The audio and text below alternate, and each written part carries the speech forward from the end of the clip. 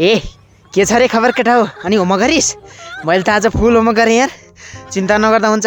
गरिस् गरिस् किन गरिने हेर्छेस् त। लु देखाउन त सक्छस् भने कतिको गरेको रहेछस् हामी पनि हेरौँ। सारौँला भनेर होला म त मरे पनि देखाउँदिनँ अनि कति नगरे भन्छ हामीले चाहिँ नगरे जस्तो। ए तँ चाहिँ जतिखेर नि कपालै फर्काएर बस्छस् गर्छु त नि मेरो कपाल मेरो मर्जी तँलाई के भयो त नि रिस उठ्दो म त। ल गुड मर्निङ स्टुडेन्ट साथीहरू, यदि तपाईँहरू पाथेबारा मातालाई सच्चा मनदेखि माया गर्नुहुन्छ भने भिडियोलाई एक लाइक गरी च्यानललाई सब्सक्राइब गर्नु होला। अब good morning sir good morning. के हो सर अनि कपाल त खत्रै काट्नु भएछ त। यो मेरो स्टाइल हो तैँले भन्दैमा के मैले राम्रो काट्नु पर्ने सर? अनि तपाईँले त्यसो काटेपछि हामीले के सिक्ने? त्यही त भने त नि। अब मैले जस्तो सुकै काटुँ, तिमीहरू विद्यार्थी हो म गुरु हुँ। अनि मलाई कमेन्ट गर्ने तिमीहरू चाहिँ को अरे? एक एकलाई अगाडि राखेर कन्डोमा चाकमा हान्न नपरोस् नि फेरि। मैले भन्दै छ चुप लाएर बस्ने।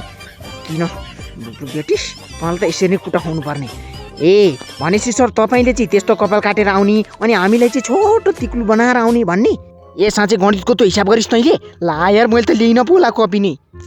तेरिका छोडियो जस्तो त लागिरहेको थियो मलाई। ला अब तैँले कुटा खाने भएपछि मजाले किन छोडेको त नि? मैले छोड भनिरहेको थिएँ तँलाई जब म उसले दिन्छ होला भनेर म त यहाँनिर बिग्रे पनि साह्रो नभनेको। ए यो 4 नम्बरको सिकाइदिएन मलाई। ए मलाई आउने भए तँलाई म सिकाएर बस्थेँ म आफै गरिहाल्थेँ नि। एन्सर कति आउँछ भन्न। एन्सर लास्टमा एन्सर पुस्तिकामा गएर हेर्न। आउने भए त म आफै गरिहाल्थेँ नि तँलाई सिकाएर बस्थेँ।